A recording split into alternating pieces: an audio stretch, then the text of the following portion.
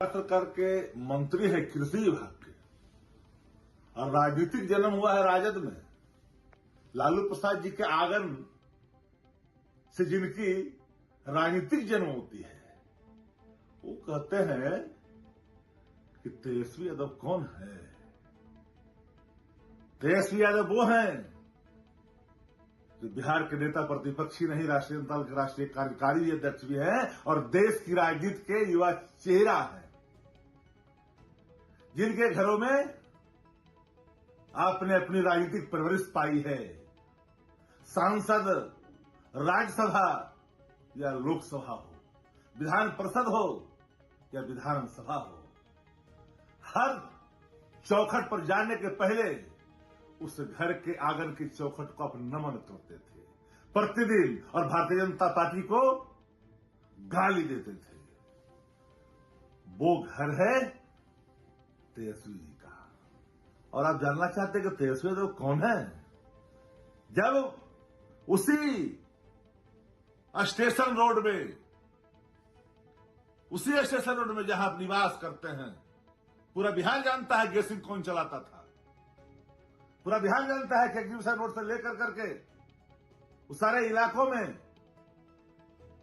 किनके लोग, किनके परिवार ने बड़ी इमारत खड़ा कर दी है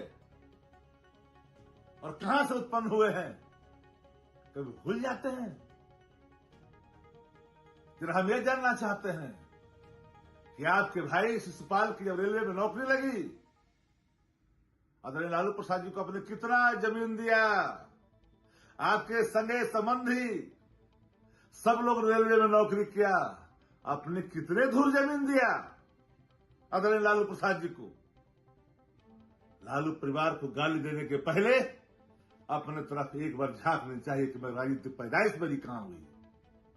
बच्चा बच्चा जानता है कि रामकृपाल यादव जी, आपने लालू प्रसाद जी के पीठ में छुरा भोंका है। राज्यसभा का सदस्य रहते हुए आपने पार्टी का परित्याग किया है और एक्सक्यूज ढूंढा कि हमें लोकसभा का टिकट चाहिए, इसके लिए हमने छोड़ा है। जब आप हारते थे तो विधान परिषद में जाते थे, आप हारते थे तो राज्यसभा में जाते थे और आप पूछते हैं और कहते हैं कि कौन है, क्यों खुलवाना चाहते हैं, डीपीएस की सारी उन मर्यादाओं को क्यों तोड़ना चाहते हैं। आपके पुत्र भी जानते हैं कि मैं आगे पीछे चरण वंदना कर करके पूरा अपना बालापन कहां गुजारा है। और आप कहते हैं कि तेजस्वी यादव कौन है। राजनीति में एक मर्यादा होनी चाहिए, शिष्टाचार होनी चाहिए। कल कोई पूछेगा कि अपने पिता को कहेगा ये कौन है, कि अपने पिता के दूसरे पुत्र को के बारे में पूछेगा कि ये कौन है, तो संस्कार पर सवाल खड़े हो जाएंगे।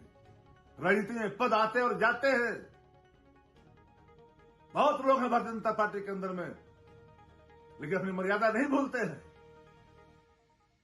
वहां लोगों को नौकरी बचाने के चलते हम अपने उत्पन्न संस्कार को गाली देंगे।